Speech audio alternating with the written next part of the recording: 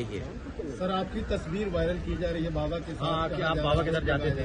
देखिए, बीजेपी कितना घटिया काम कर सकती है। बीजेपी किसी भी नीचाई तक जा सकती है।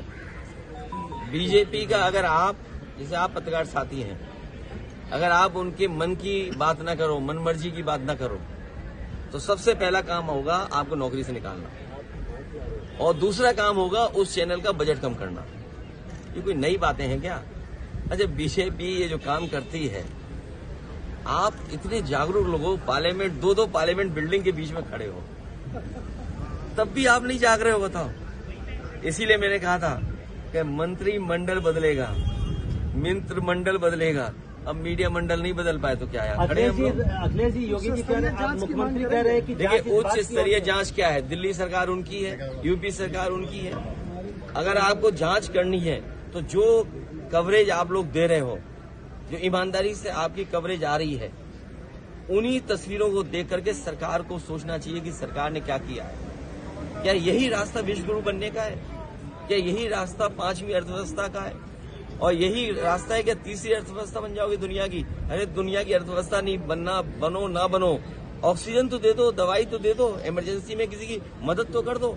अखिलेश जी, 50,000 की अनुमति थी, 2.5 लाख लोग आपसे चाहते हैं। मैंने सुना नहीं आपने, मैंने कहा कि अगर इस तरह के आयोजन हैं तो सरकार और प्रशासन को पूरा इंतजाम देखना चाहिए, पूरी जानकारी हासिल करनी चाहिए। आप पे इतनी बड़ी फौज है, इतने अधिकारी हैं, यूपी में सबसे ज्यादा आईएएस अधिकारी हैं, सबसे ज्यादा आईपीएस अधिकारी हैं, सबसे ज्यादा सरकार के पास हाथ हैं, सबसे ज्यादा बजट है, लगाइए वहाँ। किसने रोका है आपको? अखिलेश जी, मुख्यमंत्री कह रहे हैं कि जांच इस बात की हो रही है कि साजिश है या दुर्घटना है।